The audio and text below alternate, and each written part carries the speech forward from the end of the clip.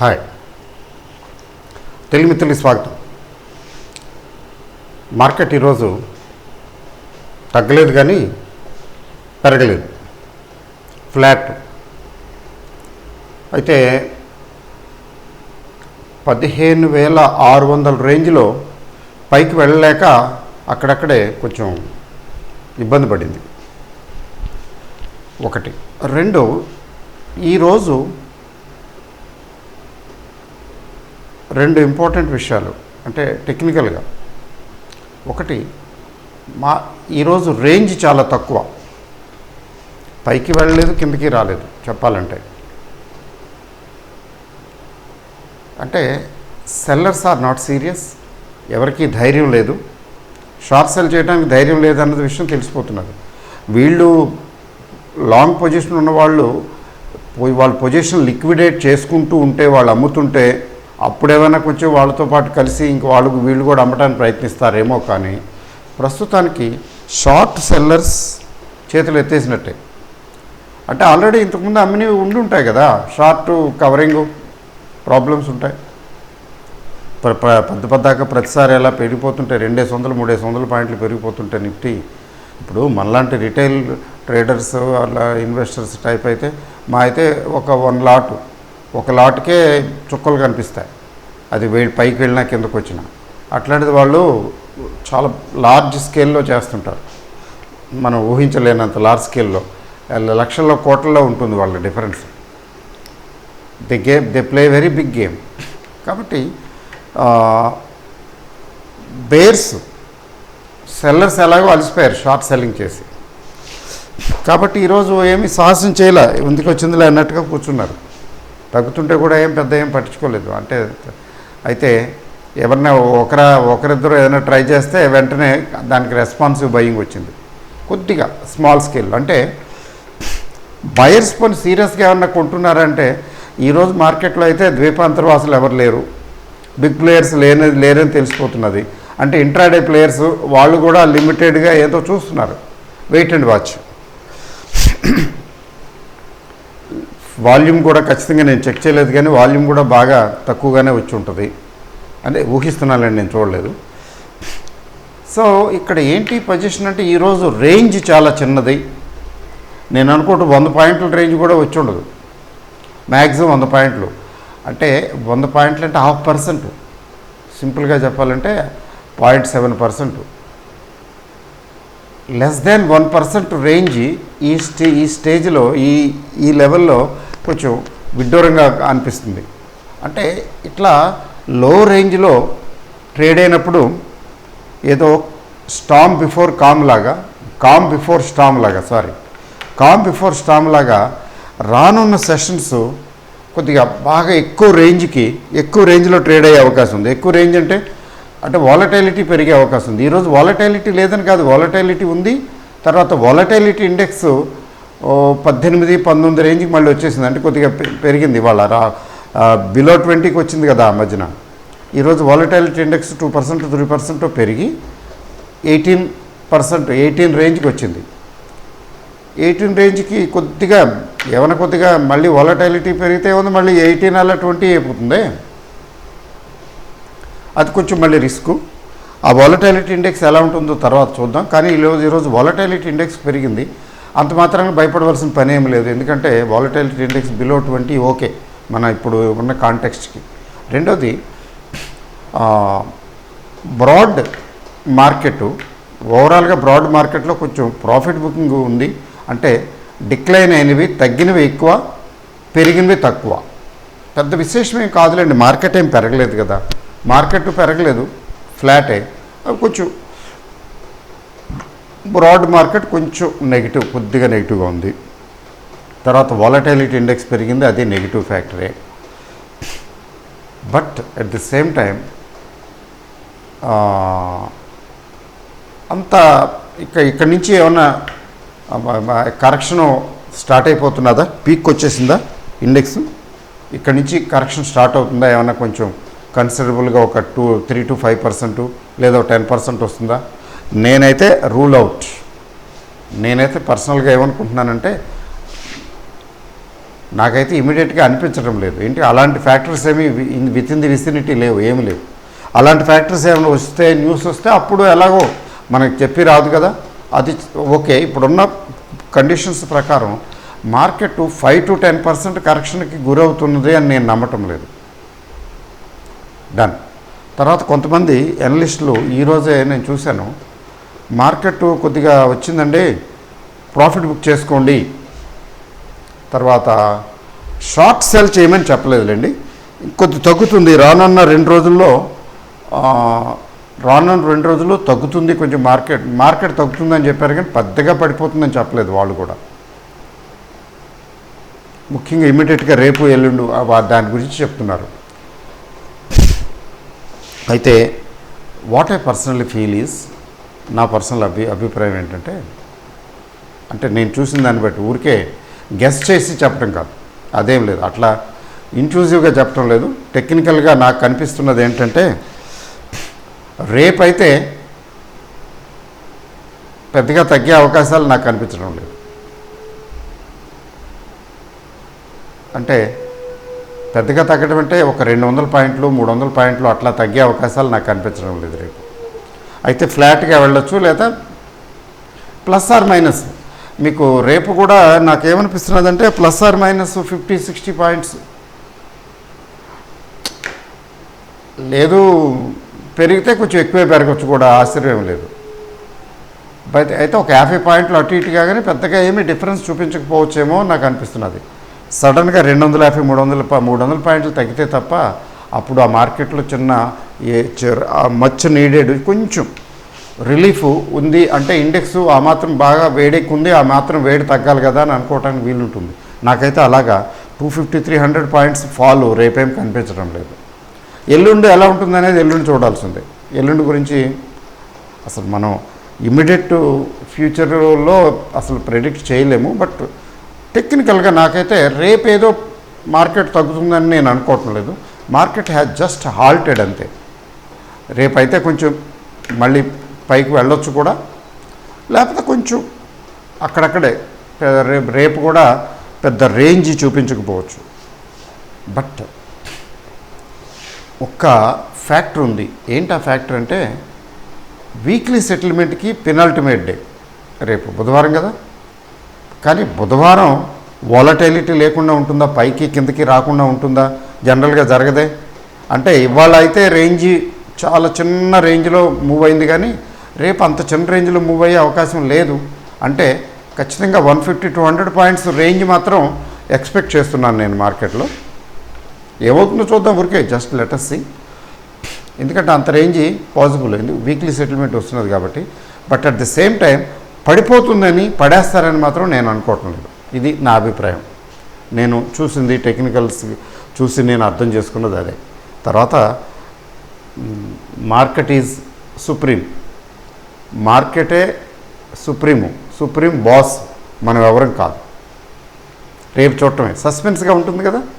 అది ముఖ్యంగా ఇట్లాంటప్పుడు ఏమీ క్లారిటీ లేనప్పుడు ట్రేడింగ్కి వెళ్ళకూడదు.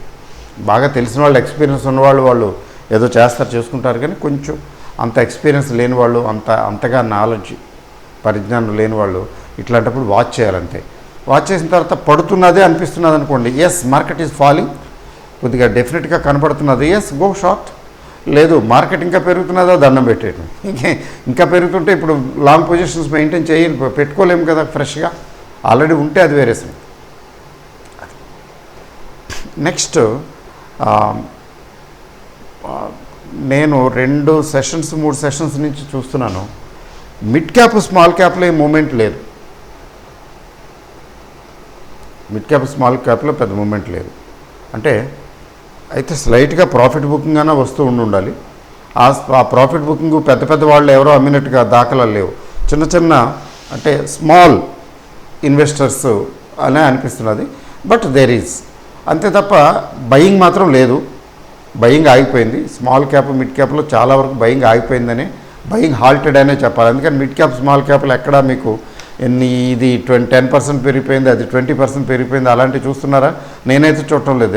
ఎక్సెప్షనల్గా రేర్గా కనపడుతున్నాయి అక్కడక్కడ, జనరల్గా అలా పెరగటం లేదు. అంటే ఇండెక్స్ వరకే పెరుగుతున్నది కానీ మిడ్ క్యాప్ స్మాల్ క్యాప్ ఇండెక్స్తో పాటు ఏమి వెళ్ళలేదు ఈ మధ్యన. అంటే 15,200 తర్వాత ఇండెక్స్తో పాటుగా అంటే నిఫ్టీ 50 స్టాక్స్తో పాటుగా మిడ్ క్యాప్ స్మాల్ క్యాప్ వెళ్ళలేదు పైకి. అంటే దే ఆర్ వెయిటింగ్, హాల్టింగ్ మోడ్లో ఉన్నారు, రెస్టింగ్. అదొక విషయం నేను గమనించాను. తర్వాత ఈ మధ్యన నిఫ్టీ పెరగటానికి దోహదం చేసిన వాటిల్లో రిలయన్స్ ఇండస్ట్రీస్ ఒకటి. 1900+ నుంచి ఏకంగా 2000 అబోవ్కి వచ్చేసింది. 2000 to 2100 రేంజ్కి ఒకరోజు అయితే 6% పెరిగింది ఆ రోజు. సో అట్లా నిఫ్టీ 50 స్టాక్స్ సెలెక్టివ్గా పెరగటం కూడా ఒక రీజన్. అంటే this is going to end very soon. ఇప్పుడు వచ్చిన ర్యాలీ బ్రేక్అవుట్ అయింది కదా, 15,000 ఆ రేంజ్కి వచ్చిన తర్వాత బ్రేక్అవుట్ అయింది కదా. ఆ బ్రేక్అవుట్ ఫలితం ఏంటంటే ఇంత వచ్చింది, 500-600 పాయింట్లు వచ్చింది. ఇంకా 100-200 పాయింట్లు వచ్చిన ఆశ్చర్యం లేదు. ఇది బ్రేక్అవుట్ తాలూకు ఫలితమే. But at the same time ఎంతో స్ట్రాంగ్గా మార్కెట్ పైకి వెళ్ళటానికి అయితే కనిపించడం లేదు. 100-200 పాయింట్లే కదా. అందుకనే ఇప్పుడు లాంగ్ పొజిషన్స్ అవసరం లేదు, number 1. Number 2, mid cap small క్యాప్లో కూడా ఇప్పుడు కొంచెం వెయిట్ చేసి చూడటమే మంచిది. సెలెక్టివ్గా కూడా సెలెక్ట్ చేసుకుంటానంటే బెటర్ వెయిట్. అది నా అభిప్రాయం, అలా అనిపిస్తున్నది. నెక్స్ట్, చాలామంది ఈ మధ్యన అడుగుతున్నారు స్టేట్ బ్యాంక్ ఆఫ్ ఇండియా గురించి. దీని గురించి కూడా చెప్పి నేను క్లోజ్ చేస్తాను. స్టేట్ బ్యాంక్ ఆఫ్ ఇండియా మీకు చూసారు లేదో, మల్టీ ఇయర్ రెసిస్టెన్స్ని నేను ఇక్కడ ఇందులో పెట్టి చూపిస్తే బాగుండేది, గ్రాఫ్లో చూపిస్తే బాగుండేది, పర్వాలేదు, నుంచి బ్రేక్అవుట్ అయింది.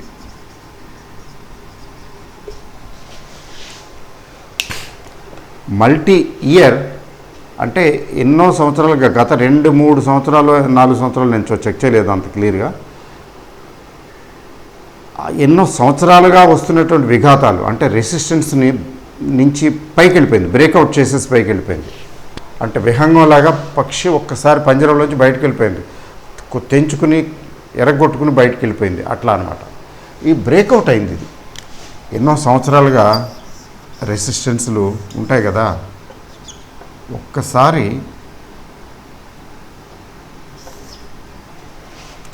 ఈ మల్టీ ఇయర్ బ్రేక్అవుట్ అనేది పవర్ఫుల్గా పనిచేస్తుంది. అంటే కొంచెం లాంగ్ టర్మ్ పర్స్పెక్ట్ చెప్తున్నాను నేను. అందువల్ల ఇప్పుడు 380 చాలా పెద్ద ఫిగర్. ఎందుకంటే మనం 150, 200, 250 కదా చూసాం మనం ఈ మధ్యకాలంలో.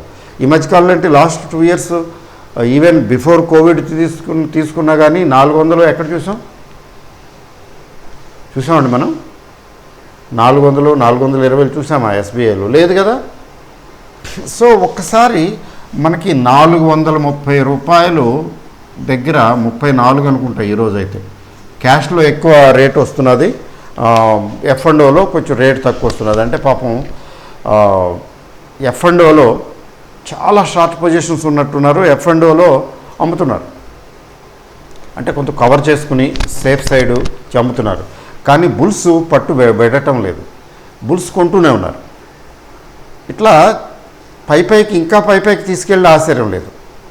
సో లాంగ్ టర్మ్ పర్స్పెక్టివ్ ఓవరాల్గా తీసుకున్నట్లయితే ఇది ఇంకా స్ట్రాంగ్గానే ఉంది.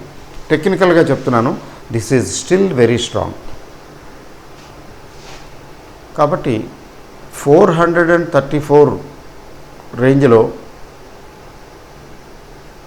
అమ్మి బయటకు వచ్చేయమంటారా అంటే నేనైతే అవసరం లేదని చెప్తాను. మీకు అట్ ది మోస్ట్ మీ ఇందులో ఇన్వెస్ట్మెంట్ కన్నా ఎక్కువ ఉంటే బెటర్ పార్షియల్గా ప్రాఫిట్ బుక్ చేసుకోండి. ఎంత అంటే మీ ఇష్టం, మీరు ఎంత అమౌంట్ పెట్టున్నారో నాకు తెలియదు కదా. అంటే బాగా ఎక్కువ అంటే మీకున్న కెపాసిటీని బట్టి మీరు ఎంత పెట్టారు. మీకు చాలా ఎక్కువ అమౌంట్ పెట్టున్నాను ఎస్బీఐలో, కొంచెం ఎందుకైనా మంచిది కొద్దిగా బయటికి తీసేసుకుంటే కొంచెం మనీ ఓకే అనిపిస్తేనే చేయండి. లేదు అంత పెద్ద అమౌంట్ పెట్టలేదు, ఓకే రీజనబుల్ అమౌంటే ఉంది అంటే వదిలేయచ్చు. అంతేకాకుండా ఫ్రెష్గా ఎంటర్ అవ్వచ్చండి. ఇంకా స్ట్రాంగ్ ఇంకా అంటున్నారంటే ఫ్రెష్గా ఎంటర్ అవ్వడానికి గేట్లు మూసేసాం. 330 అదే 325 అనుకుందాం, 325 360 రేంజ్ అది. ఆ 325 360 రేంజ్లో లాస్ట్ ఆపర్చునిటీ వచ్చింది ఈ మధ్యకాలంలో, ఏది ఫ్రెష్ లాంగ్ పొజిషన్కి.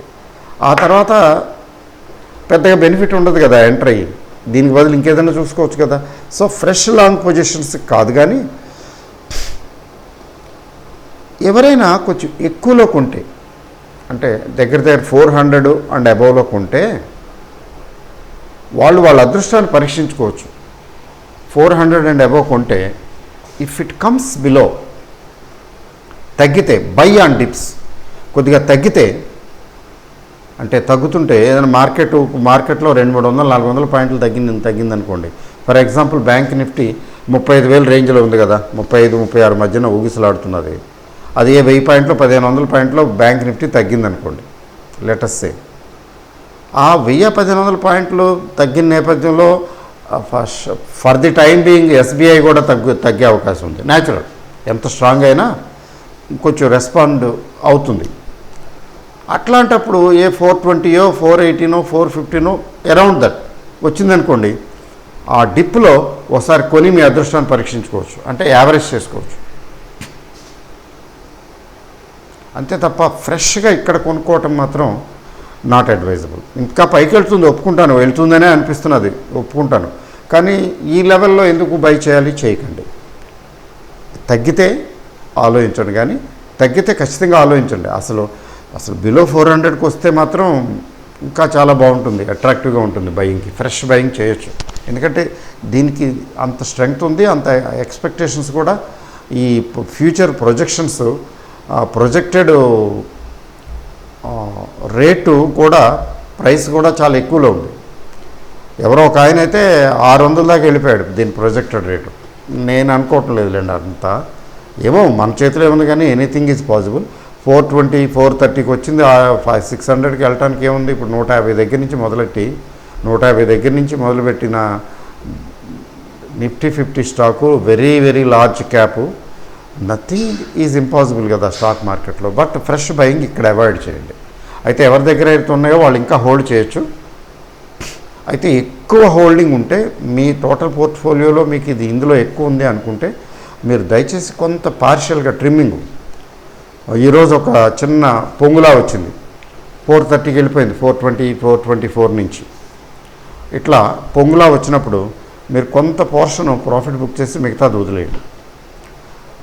షేర్ ప్రైస్ ఎప్పుడు కూడా 400 అమ్మో అని అనుకోకూడదు, 150 చాలా తక్కువ అని కూడా అనుకోకూడదు. There is nothing like cheap, there is nothing like costly. ఇది ఎక్స్పెన్సివ్ స్టాక్ అయిపోయింది, 430కి వచ్చేసింది అనుకోవడానికి లేదు. పెరిగేటప్పుడు ఎంతైనా పెరగగలదు. అందుకని హోల్డ్. నేనైతే హోల్డ్ గురించేనే మాట్లాడతాను. బట్ ఏంటంటే నేను చెప్పింది మీరు పాటించాలని ఏం లేదు, గుర్తుపెట్టుకోండి. This is only an education channel, not for any stock advice are recommendation. అది ఆ విషయం అర్థం చేసుకోండి. Because it's your money, it's your own risk, and you take decision independently or on its own. You should not be influenced by anybody's anything, right? All the best, thank you. అలాగే రేపు ఇంకొక stock గురించి మాట్లాడతాను.